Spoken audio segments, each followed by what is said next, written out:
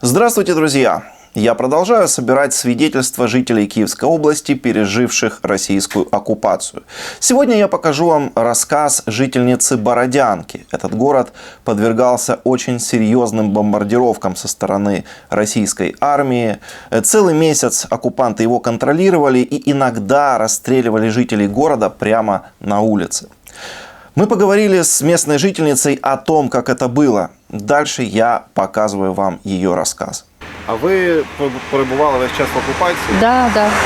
Нас не пускали. Бачите, оце тут ось написано «Онстоп» на вулиці. Це тут стояли дві побиті машини, вони привезли сюди. А самі стояли, блокпост був там на Горбачку в нас, і вони там під прицілом ми весь час ходили. Правда, вони дозволяли нам ходити, бо в нас ні води ж не було, ні світла, нічого не було. І ми ходили через дорогу по воду, там на ту вулицю ми ходили, там брали молоко, сюди приносили, ділилися. То ми крейдою написали, так всі понаписували крейдою. Люди, просто люди, що ми тут живемо, люди.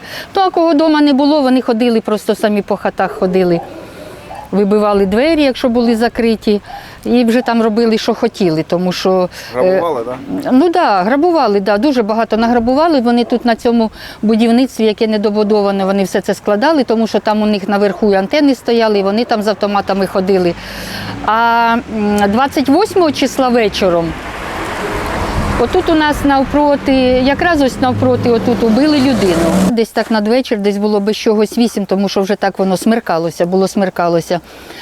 Ми почули автоматну чергу таку. Одну чергу почули, вийшли зразу, на нас, тут вони забігали, нас друга черга. Вже ми в вікна заглядували, то лежала людина, вони тут убили людину. Просто за що, не знаю, за що вони її вбили. Він просто йшов. Це просто чоловік був? Просто чоловік, мешканець Бородянки, його якось тут люди знають його. Ну, нам не дозволили виходити. Ми хотіли вийти подивитися, що сталося. Вони під'їхали на БТРі, щось тут у них така була така суєта, маячня якась була. Вони щось тут бігали з автоматами, щось на нас накричали, щоб ми закрили двері, ми там сиділи, не виходили. Ми не виходили, але ж у вікна дивилися. Що тут таке відбувається. І вже коли вони почали звідси наче від'їжджати, бо в мене ще сусідка була, їй треба було додому, вона вийшла, каже, а мені можна через дорогу перейти, бо я тут живу? Да, можна, дозволили. Вона пішла, тому що боялися, піде через дорогу, ще її застрелять, знаєте. То ми вже коли вийшли, людини вже не було. Вони її, видно було, що тягнули, тому що кров'яний слід такий лежав.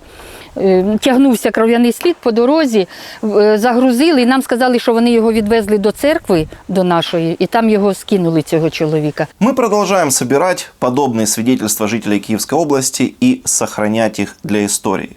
Очень важно, чтобы каждый такой факт был задокументирован и ничего никогда не было забыто. Помогите нам распространить эту информацию, поделитесь видео и обязательно подпишитесь на канал. Это тоже очень важно.